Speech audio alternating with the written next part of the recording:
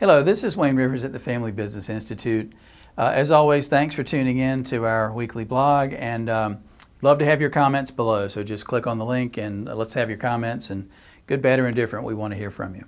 So I was at a meeting recently, and there was, at a lot of these meetings, of course, they bring up super successful people and they put them on stage and they say, how did you achieve your tremendous success? And in this case, there was a guy running a company that was about $1.5 billion in revenue. And it was a very inspiring story. I mean, it had been quite a turnaround, and they had been almost broke at one time. So really an amazing success story. Having said that, sometimes for those of us in smaller businesses, those are a little bit hard to relate to. So this young man named David raised his hand and asked what I thought was a very perspicacious question. And that is, he looked at the guy and he said, "We appreciate all your comments, but if you're running a small business like ours and you were at $5 or $10 million of revenue and not $1.5 billion, what would you do first?" And I was thinking, man, I wish I had asked that question because it was good. And the guy, super smart executive, no doubt about it, he said two things right away that just resonated with me. Because if you're a small business like most of us are, and your revenue is under 10 million like most of us are, then you have limited resources. You just can't be all things to all people. His first answer was this: the first thing I would look for is a niche. A niche where I can be first or unique or offer value that other people don't offer, or I would find some way to carve out a niche. And there's a book about this that came out, I don't know, 10 or 15 years ago called Blue Ocean Strategy, and it was exactly that. It was for entrepreneurs who are trying to create the next Google or something.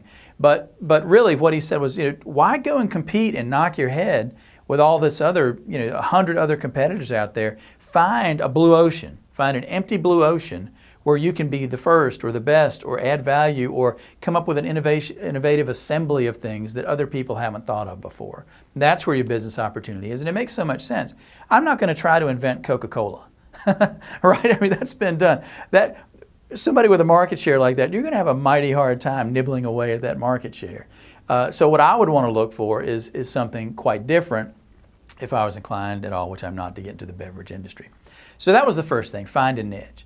The second thing he used, the second term he used, which really, really got my attention, was you need to have a coherent strategy. So if you take the one, niche, and a coherent strategy for exploiting the niche, the two go really well together. And as we've talked about in previous blogs, the magic bullet is to have a coherent strategy and then, most importantly, execute on your strategy. So we were talking to a client, no names of course, not long ago, and they've been pretty darn successful, but as a part of the conversation we found out that they had never really done any work on that niche, and they had not really put together a coherent strategy. That's why we're there helping them. They had never done something as simple as a customer persona. And what is a customer persona? It's kind of like the perfect client, the perfect customer, the ideal customer. With whom do you have the most fun working? That's how we got our number one industry is construction. I had the most fun working with contractors, and I was attracted to them as a cohort more than other industries for some reason. It's worked out okay. But with whom do you have the most fun working? With whom do you have the most money? What kind of jobs? What kind of projects? What kind of widgets make the most money for you? What are the demographics of your perfect customer? What are the psychographics of your perfect customer? One of the things that we look for in terms of psychographics is we look for people that appreciate the work we do, not just pay for it. I know it sounds like we're very demanding, but we want people that not only will pay us for the work we do, but they appreciate the work we do. They understand the impact that we're having, and they share that with us. And so it's really a combination of getting paid, but getting paid psychologically through positive strokes. Find those customers that do those things for you, that pay you, but also make you feel good about what you're doing and encourage you to do more and more of it.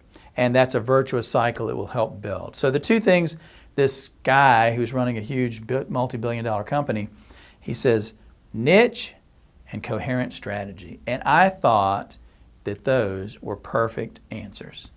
Love to have your comments below. This is Wayne Rivers at the Family Business Institute. Thank you.